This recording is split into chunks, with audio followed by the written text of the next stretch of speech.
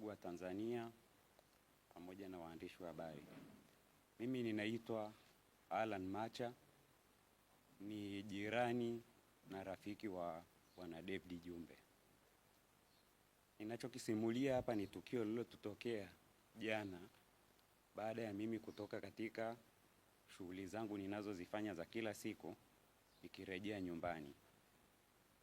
Kwanza, Bwana David Jumbe ambaye ni jirani yangu na rafiki yangu, nilikuwa nina muda mrefu hatujaonana kutokana na hali ya sintofahamu ya usalama wake ndani ya nchi yetu. Lakini kwa bahati nzuri, jana wakati ninakaribia kutoka ofisini kwangu kurudi nyumbani, akanitafuta kwenye simu na kunieleza ya kwamba yupo katika gereji moja ambapo gari yake inarekebishwa. Kwa hiyo ninaweza kumpiki kwa sababu mimi nilikuwa na gari na kuweza kurejea naye nyumbani kwa sababu tunaishi mtaa mmoja. Baada ya kumpiki, tulirejea nyumbani pamoja kwenye majira ya saa 4 na kama dakika 5 hivi usiku. Wakati tumekaribia karibu na nyumbani kwake kwenye umbali wa takribani mita 20 au 25 kutoka kwenye nyumba yake na eneo la tukio lilipotokea, tukaiona gari inatufuata nyuma ikiwa spidi sana na pikipiki mbili zikiwa zinaieskoti. Ile gari ilivyokuwa spidi, nikamuuliza kwa sababu mimi nilimuomba yeye aendeshe gari baada ya kukutana naye garage kwa sababu ninaumwa mgongo, nikamuomba anisaidie kuendesha ili turudi pamoja. Nikamuuliza, unaona hiyo gari inavyokuja kwa spidi hiyo? Akasema, na mimi simuelewi, na barabara ilivyo mbovu hivi, mbona hii spidi sio ya kawaida? Nikamwambia basi mpishe apite. Kile kitendo cha yeye kusogea kushoto ili ile gari ipite, ikaja ikablock mara ya kwanza. Akaendelea kusogea mbele na kubana kushoto zaidi, ikablock tena mara ya pili. Ikabidi na yeye atoke resi akimbie mahali ambapo pana uwazi, panafanyika shughuli za ufyatuaji wa matofali na uuzwaji wa vifaa vya ujenzi, panaka space. Ile gari ikaja ikablock kabisa, na kwenye ile gari iliyokuwa inatublock ambayo ni Toyota Probox, namba sikuweza kuisoma kwa haraka, lakini inamalizikia na EDE. Wakashuka watu takribani 6 au zaidi. Na kile kitendo cha wao kushuka, kwa sababu sisi kwenye gari tulikuwa tujaweka lock milango, haraka sana tukajikuta tayari wameshafungua milango ya gari letu na kujitambulisha ya kwamba wao ni askari polisi, tuko chini ya ulinzi. Lakini kwa ghafla kile kitendo walivyokuwa wanakifanya kilikuwa yani kama vile ni jambo la kimafia, kama vile mtu anavyoangalia movie za utekaji zilivyo. Sasa wakati ule wanasema mko chini ya ulinzi, Bwana David Jumbe akawahi kuhoji, tuko chini ya ulinzi kwa kosa gani? Na mimi pia nikauliza kosa letu ni nini?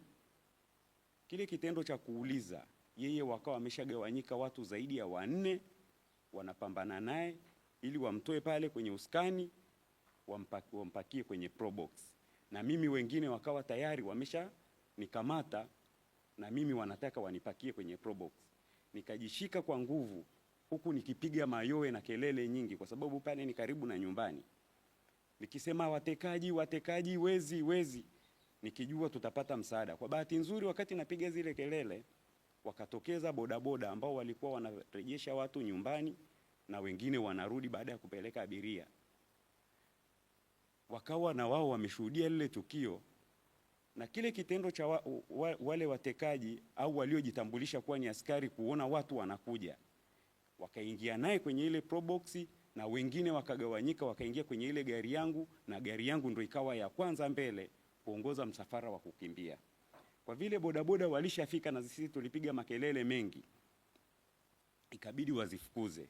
Mimi wakati napiga kelele nilibahatika kutoka na simu yangu. Kuna rafiki yangu yuko maeneo ya karibu na Mingoi, ana kapabu ka grocery fulani hivi pale, na huwa kuna mara nyingi mimi huwa nikitoka ofisini naweza nikapita pale spendi muda kidogo pale na kuenda nyumbani. Nikampigia simu nikamweleza scenario ya tukio lililotokea na gari yangu anaijua. Nikamwambia gari yangu tumetekwa na wameondoka na gari yangu na wameondoka na jirani yangu Jumbe, nilikuwa naye kwenye gari. Naomba kama mnaweza mweke beria ili wakifika hapo tujue kweli ni watu gani. Kwa hiyo ile taarifa nilivyoitoa haraka, kwa sababu mimi vijana wengi wanaoendesha bodaboda pale wananifahamu, na yule alivyokuwa ninaongea naye pale walikuwepo bodaboda kwenye ile grocery yake.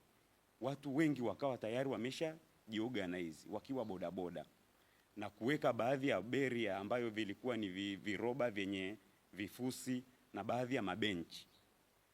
Na mimi nikawa nimepakiwa na bodaboda ambaye alishuhudia lile tukio wakati linafanyika, zile rapsha. Kwa hiyo tukawa tunaifukuza ile gari yangu ambayo iko mbele na ile probox yao iko nyuma ya ile gari yangu. Sasa mimi nikawa tayari nina taharuki. Mimi ninachokitamani ni kuiblock ile gari yangu, ingawaje tuko na pikipiki. Kwa hiyo tukaipita ile probox ambayo alikuwa amebebwa yeye.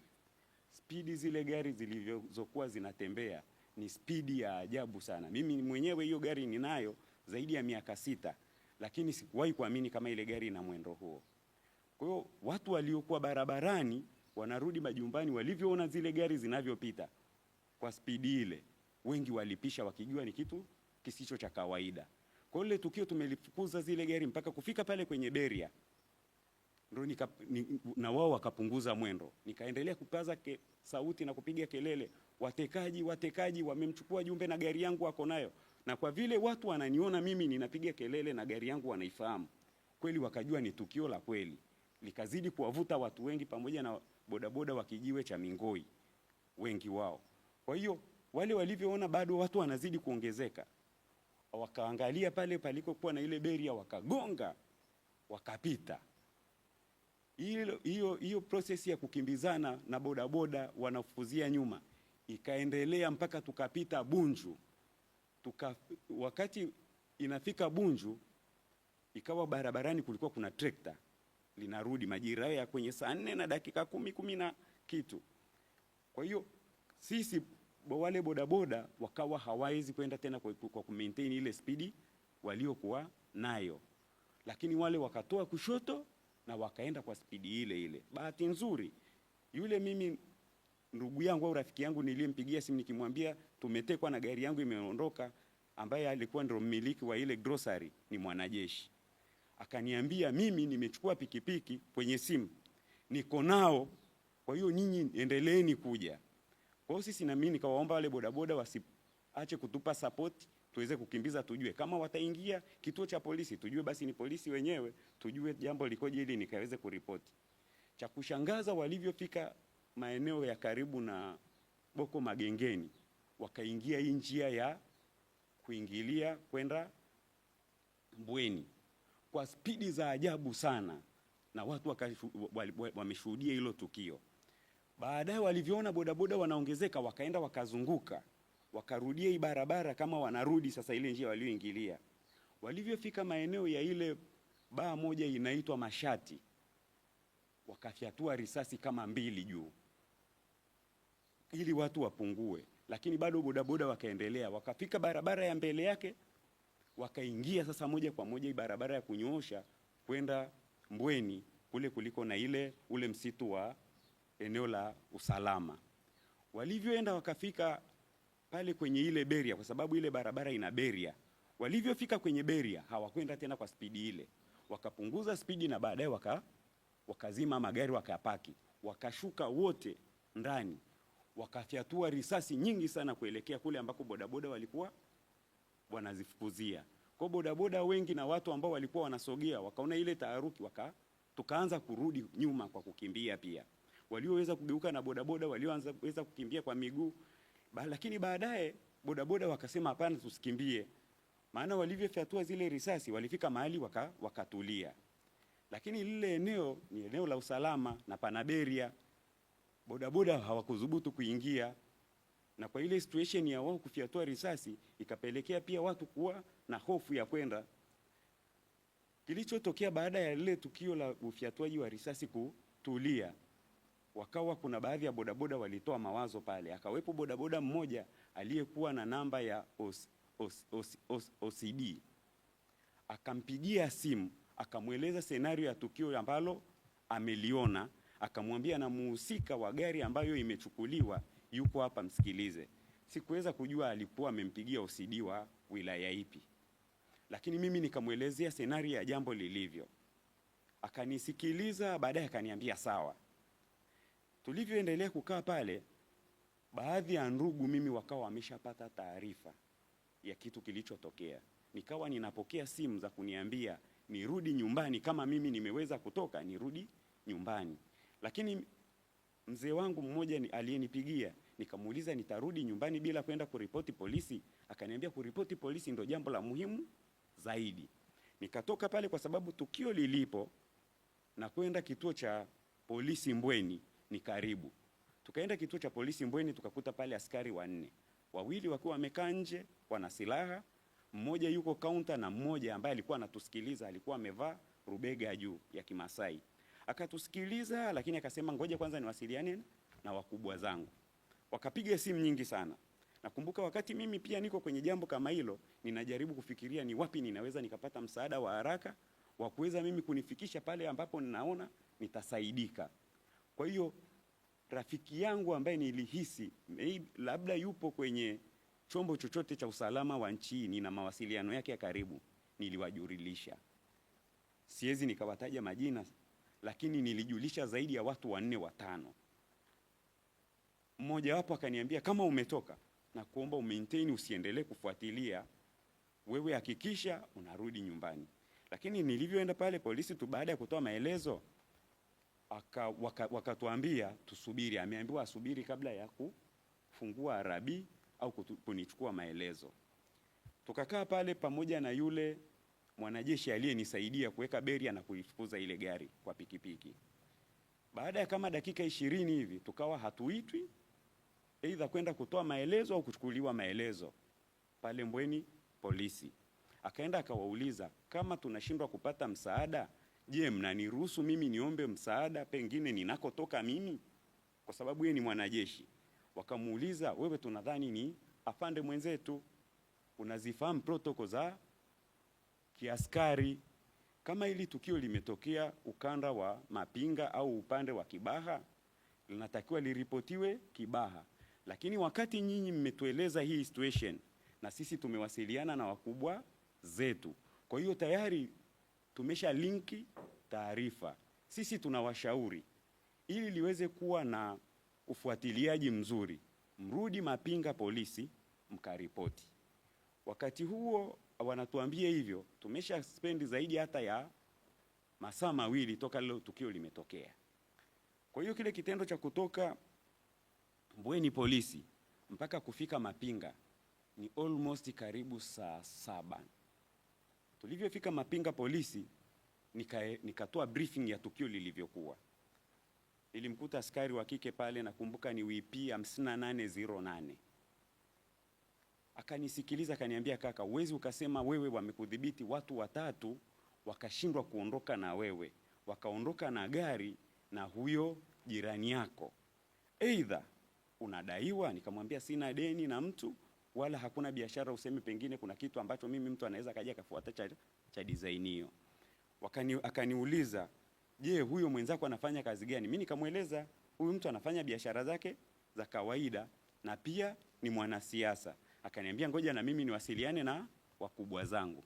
Akapiga simu kadhaa, nikaongea na kuna mmoja nakumbuka niliona jina lake kwenye hiyo simu yake, anaitwa Afande Amina. Nikazungumza naye, lakini baadaye akasema sawa, nipe huyo askari niongee naye. Nikamrejeshia simu. Wakazungumza, baadaye akampigia RCO wa mkoa wa Pwani. Akazungumza na RCO wa mkoa wa Pwani. Almost ilikuwa inakaribia sasa hapo karibu saa 7 na kuelekea karibu saa 8. RCO wa mkoa wa Pwani akaniambia nisikilize nikupe taarifa sahihi nilio nayo, baada ya kunihoji particulars zangu, majina, ninafanya kazi gani, labda ninamiliki kampuni gani, ni kipi ambacho ninakifahamu kutokana kwa huyo jirani yangu anafanya nini, ni mwanachama wa chama gani. Nilivyomweleza akaniambia hao ndio hao wanaharakati. Sasa baada ya kuniambia vile, nikamwambia sasa afande, naomba unishauri mimi nifanye nini. Akaniambia nisikilize maelekezo ninayokuambia. gari yako, taarifa nilizonazo rasmi, gari yako imetelekezwa Mbweni na nimetoa maelekezo ipelekwe kituo cha polisi Mbweni. Wewe kesho asubuhi unatakiwa uende ukaifuatilie gari yako. Nikamuuliza, nikamwambia samani afande, naomba nikuulize, kwenye gari nilikuwa nina laptop ambayo ndio kila kitu kwenye kampuni yangu, ndio imebeba kila kitu, particulars zote kwenye kampuni yangu, na pia nilikuwa nina fedha taslim kwenye begi. Akaniuliza shingapi, nikamwambia kiasi cha shilingi 870. Baada ya hapo akaniambia mimi siwezi nikakugarantii hivyo vitu unavyovitaja kwa sababu sijaenda kwenye ukaguzi wa gari, lakini taarifa nilionayo rasmi ninayoweza kukuambia nikana kwamba gari yako imetelekezwa maeneo ya Mbweni na nimetoa maelekezo ipelekwe Mbweni polisi.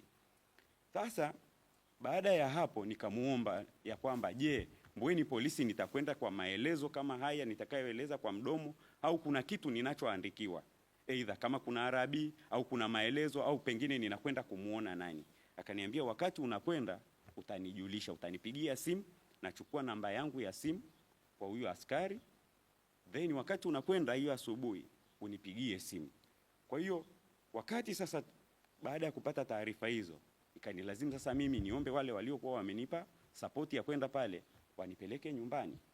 Nilivyofika nyumbani ndo nikakuta taharuki tayari, familia ya Jumbe wako kwenye sintofahamu, familia yangu iko kwenye sintofahamu, lakini tukakubaliana kwa vile Jumbe ni mwanachama wa Chadema, lazima pia hizi taarifa tuzipeleke kwenye ofisi ya makao makuu ya chama ili kwa waweze kufanya ufuatiliaji zaidi na mimi niweze kujua baada ya hapa mimi ni kipi ninachokifanya. Ndipo asubuhi nilivyokuja ikabidi tuje kwanza ofisi za chama.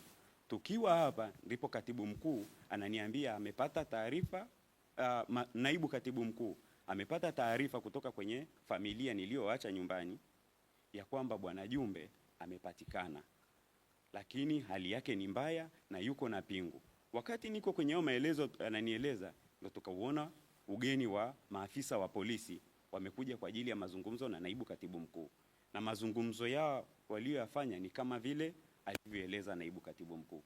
Kwa hiyo hiyo ndio picha halisi ya kile ambacho kilitokea mpaka sasa hivi.